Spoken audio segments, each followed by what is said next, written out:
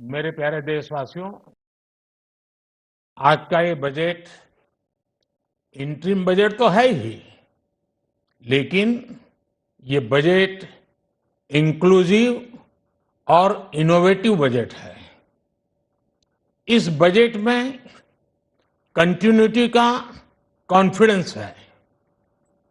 ये बजट विकसित भारत के चार स्तंभ युवा, गरीब, महिला और किसान सभी को एम्पावर करेगा। निर्मला जी का ये बजट देश के भविष्य के निर्माण का बजट है।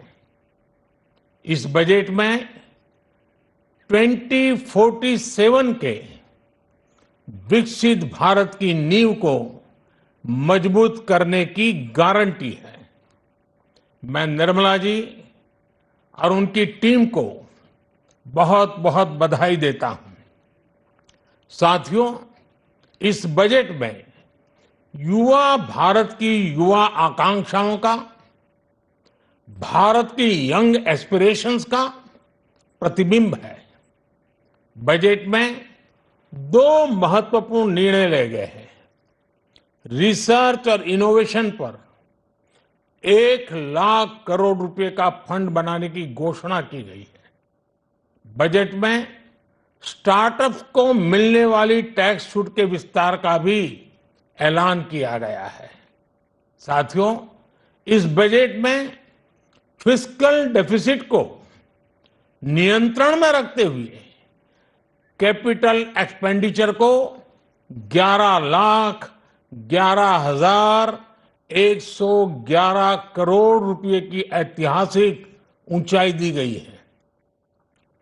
अर्थशास्त्रियों की भाषा में कहें तो एक प्रकार से स्वीट स्पॉट है। इससे भारत में 21वीं सदी के आधुनिक इंफ्रास्ट्रक्चर के निर्माण के साथ ही युवाओं के लिए अनगिनत रोजगार के नए अवसर तैयार होंगे। बजट में वंदे भारत स्टैंडर्ड की 40,000 आधुनिक बोगियां बनाकर उन्हें सामान्य यात्री ट्रेनों में लगाने का ऐलान किया गया है। इससे देश के अलग अलग रेल रूट पर करोड़ों यात्रियों में आरामदायक यात्रा का अनुभव बढ़ेगा। साथियों, हम एक बड़ा लक्ष्य तय करते हैं, उसे प्राप्त करते हैं और फिर उससे भी बड़ा लक्ष्य अपने लिए तय करते हैं। गरीबों के लिए हमने गांवों और शहरों में 4 करोड़ से अधिक घर बनाए। अब हमने 2 करोड़ और नए घर बनाने का लक्ष्य रखा है। हमने 2 करोड़ महिलाओं को लखपति दीदी बनाने का लक्ष्य रखा था। अब इस लक्ष्य को बढ़ाकर 3 करोड़ लखपति दीदी बनाने का कर दिया गया है। आयुष्मान भारत योजना ने गरीबों की बहुत मदद की है। अब आंगनवाड़ी और आशा वर्कर, उन सबको इस योजना का लाभ मिलेगा। साथियों, इस बजट में गरीब और मध्यम वर्ग को एम्पावर करने, उनके लिए आय के नए अवसर बनाने पर भी बहुत जोर दिया गया है।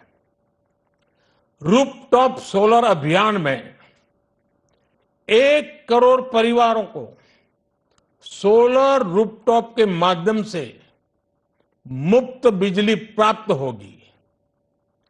इतना ही नहीं, सरकार को अतिरिक्त बिजली बेचकर लोगों को 15 से 20 हजार प्रति वर्ष की आय भी होगी और ये हर परिवार को होगी। साथियों, आज जिस इनकम टैक्स रेमिशन स्कीम की घोषणा की गई है, उससे मध्यम वर्ग के करीब 1 करोड़ लोगों को बड़ी राहत मिलेगी।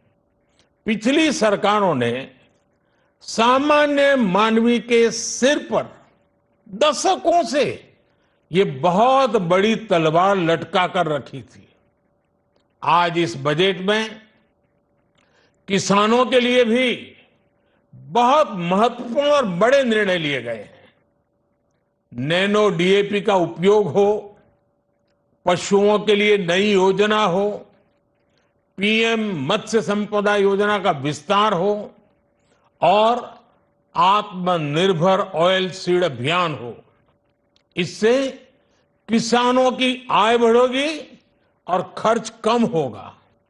मैं एक बार फिर सभी देशवासियों को इस ऐतिहासिक बजट के लिए शुभकामनाएं देता हूं। बहुत बहुत धन्यवाद।